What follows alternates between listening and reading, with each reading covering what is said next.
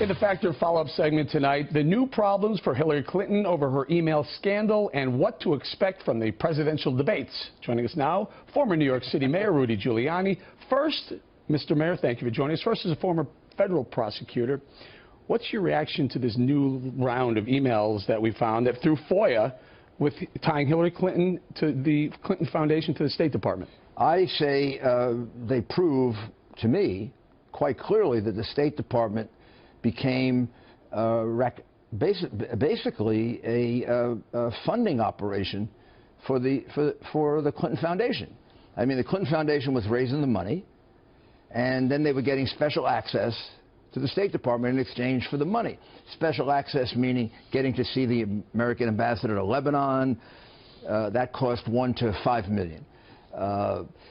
Getting to get special benefits for UBS, that cost something like $2 million. You can go on and on and on. Basically, here's the way I look at it. The Clinton Foundation is a fraud. 10% goes to charity, 90% goes to who knows what. I would, if I were a federal prosecutor, investigate it as a racketeering enterprise.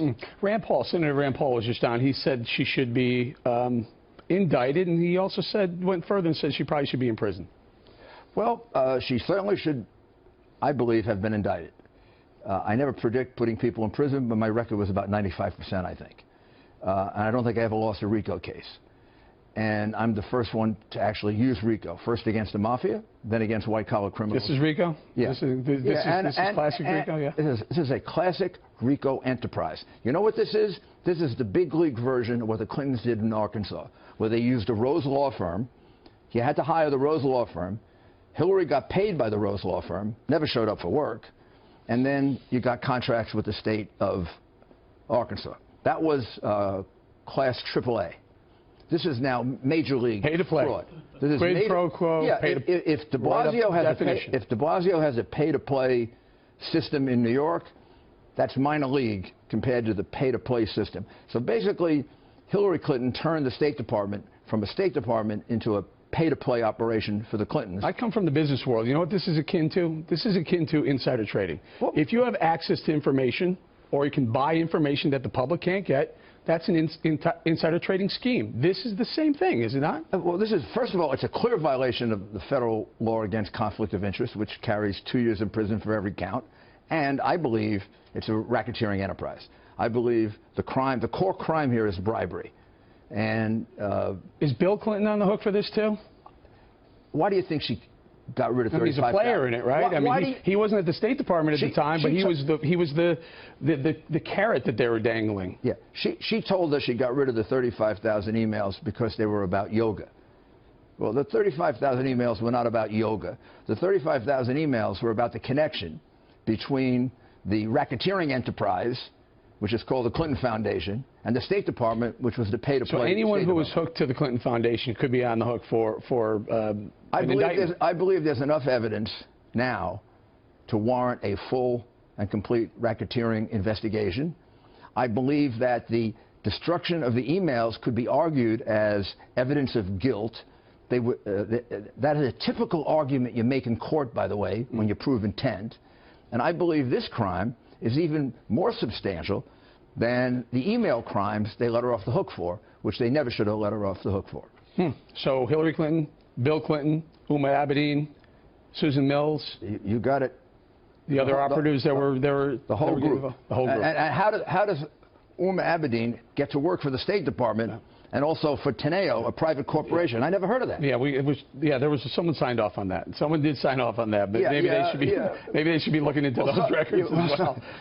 Well, the Justice Department has been turned into a political operation for the Obama administration.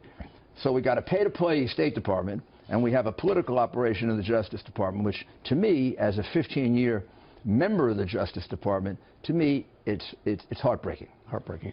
All right, Mr. Mayor, before we run out of time, the debate negotiations. Yes. You're on the committee that's going to talk on the Trump side that says, here's what we want. Mr. Trump will participate in all the debates?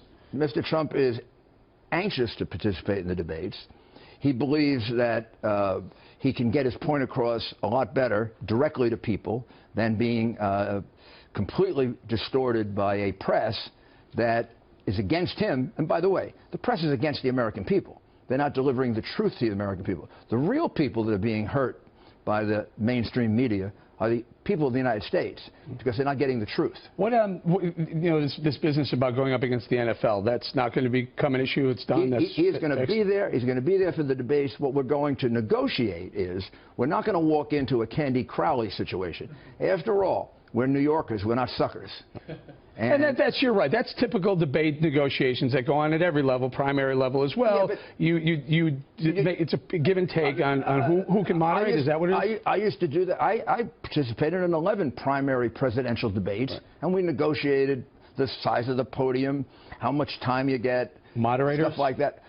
This time, we're going to negotiate moderators because we're not going to fall into the trap that Romney fell into with Crowley when she announced that Obama was right and Romney was wrong, and it turned out the next day that it was the other way around. We're not going to have some moderator do that to us. I always said Romney should have had that in his back pocket to know that she was wrong. He could have fought back a little bit harder. Mayor Giuliani, thank you very much.